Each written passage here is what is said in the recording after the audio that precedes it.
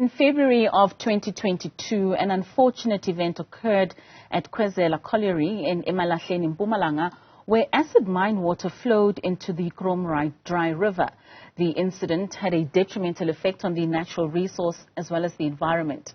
Thungela Resources has since taken steps to implement rehabilitation initiatives. Joining us now to tell us about the mine's efforts to restore and protect the ecosystem is Thungela Resources Corporate Affairs Executive Mpumi Sithole. Mpumi, thank you so much for your time and for joining us this evening. Now, Mpumi, in 2022, the acid mine water that flowed into the Kromdraai River in the Loskop Dam area in eMalahleni resulted in tons of fish being lost and a deterioration of a whole ecosystem within that area. Can you take us through what the exact cause was of this? Was it human error or was it equipment failure? Thank you and good evening to you and the viewers at home. The incident occurred because of a concrete seal that was that had closed an old shaft working that had not been mined since the 1960s, and it was in Kromdraai area. Kromdraai is a piece of land that we have within the Khwezela Colliery mining right.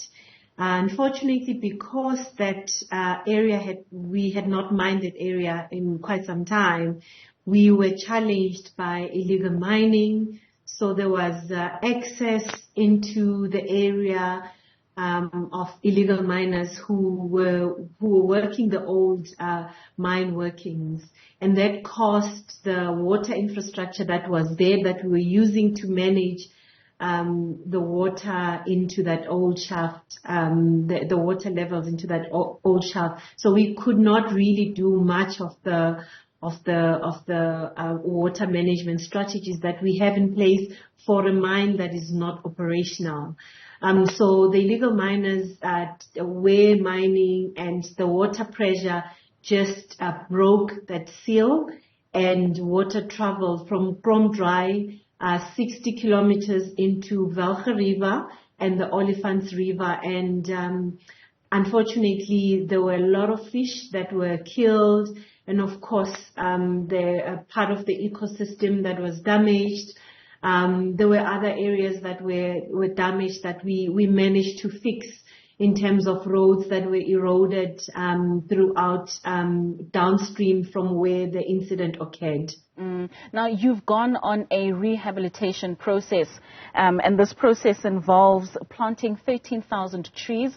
Just to explain to us, among other things, that you have put in place in ensuring that you restore the water and the ecosystem in that area. So the trees are actually, we've made a commitment to plant 1 million trees. So the planting of the trees basically just assists us in absorbing the water so that there's no ingress that comes out, excess water that comes out, and then you have incidences of overflows. So we've basically set up a nursery with the help of the community, collaborating with the community, which we intend to hand over to the community to run fully, because we want to plant these trees in the Kromdraai area and other areas where we've got old mines that are closed, and this is a very good water management strategy for us. So far we've planted over 13,000 trees in over 9,000 hectares of land. We intend to plant this year in 2024 105,000 trees and over 80 hectares of land. So over and above the tree planting, we've also, given the fact that there was illegal mining that was happening in the area, we have a liming plant that we then upgraded last year, just to make sure that the water that comes out, acid mine water that comes out underground, can be treated in the liming plant, so that we can then release it to the system. We've also constructed an active water treatment plant which we use to make sure that we monitor the water levels. This includes the sinking of boreholes, just so that at any given time we know what are the water levels and we can regulate those levels. I think over and above the nursery, the liming plant upgrade, the dewatering, we also installed a technology called the Thungela, which is a technology that is used in water management, particularly in preserving of wetlands, just to make sure that there's no damage, there's no flooding in the vulnerable areas, and Thungela is generally used in water treatment areas. One of the issues that was concerning for us as we were implementing the rehabilitation plan was that the aquatic life was not getting restored as quick as we wanted it to. As a result, we partnered with the Mpumalanga Parks Board to basically construct a fish breeding facility that where we are now breeding fish, so that we can speed up the process of fish coming back into the river systems. I think we know that when there's life in the river systems, it means that the water levels are good, they are quality water, and it's water that can also be consumed by the communities in the area. Right. Loskop Dam is known for its fishing and tourism activities, so this was very important for us to construct so that we can restore the aquatic life. So, Mpumi, I mean, you made mention earlier on that one of the factors that led to this contamination was the illegal miners that were operating in that area.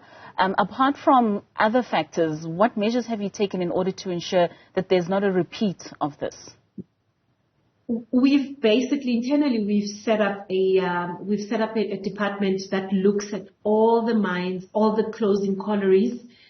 So we are areas where we are no longer mining. We have a team that is looking after that area. But what saved us from illegal mining was partnering through the Minerals Council with the Hawks, local law enforcement authorities, where we worked together, and there was a sting operation which really assisted us in eradicating illegal mining. We were able to basically take over some of the illegal mining equipment, and this is big equipment because there's yellow machines, there's trucks, there's all sorts of mining material that are being used by illegal miners. So it's not your zamazamas, if I can call it that. There's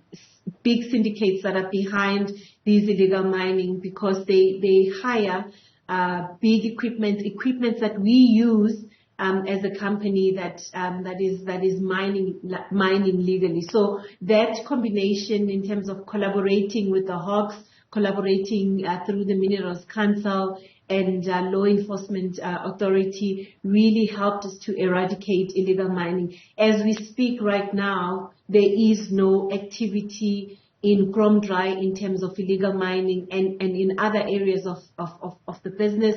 Of course, you will find those elements of crime here and there in terms of chrome, in terms of cable theft, which is an issue that all mining companies in South Africa are basically dealing with. So, setting up that internal unit was very critical for us, putting measures in place as well, but also collaborating with law enforcement agencies. And what challenges did you come across in terms of community engagement, and what was the cost of this rehabilitation process? We have spent up to R1 billion in all the initiatives that I've spoken to you about, just to rehabilitate the land, the river systems, and also restoring the aquatic life.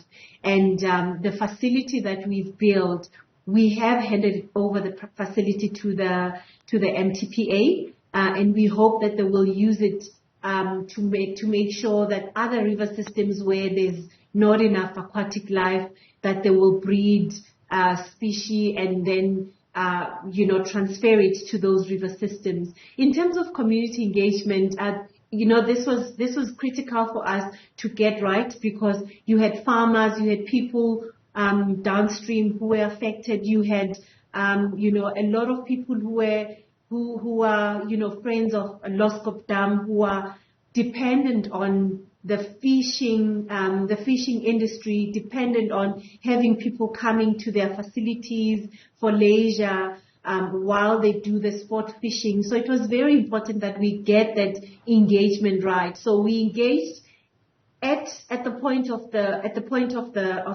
incident. We engaged at the point of putting together the rehabilitation plan, just to get inputs, to make sure that we've incorporated the inputs of the stakeholders. And in addition to that, there were damages that some of the farm dwellers, farmers that are close to Kromdraai, that experience damage at a higher impact, that we actually worked with to also understand the impacts that they suffered and remediated that impact as well. Because that was my next question, in terms of compensation to individuals, to businesses, that their livelihood depends on that ecosystem.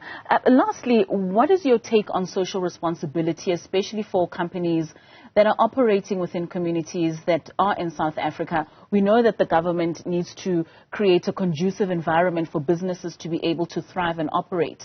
But how much of a social responsibility do you believe South African businesses have within the communities they operate in, and how many or how much of an impact are we seeing of the social responsibility that companies are actually taking when they're operating in these communities? Look, I think it's very clear that a government on its own cannot meet the demands of the communities. I think communities are looking for jobs, communities are looking for supply chain opportunities, communities are looking for basic services. So in our areas, in terms of social impact, in fact, our purpose as Thungela is to responsibly create value, the value that we create together with our communities, with our stakeholders, to be able to share that value. So it's at the core and at the center of who we are as a business. So collaborating and working hand in hand with local government, with national government, provincial government, and PBOs on the ground ensures that, one, we understand what are the issues that communities are facing, but we also as a company are very clear in terms of the impact that we want to make in society, the impact we want to make in the community and in the lives of our employees. So social impact is very critical to a business that functions and that operates in the community in South Africa today. All right, Mpumi, thank you so much for your time this evening. We certainly do hope that the ecosystem in that area will be restored.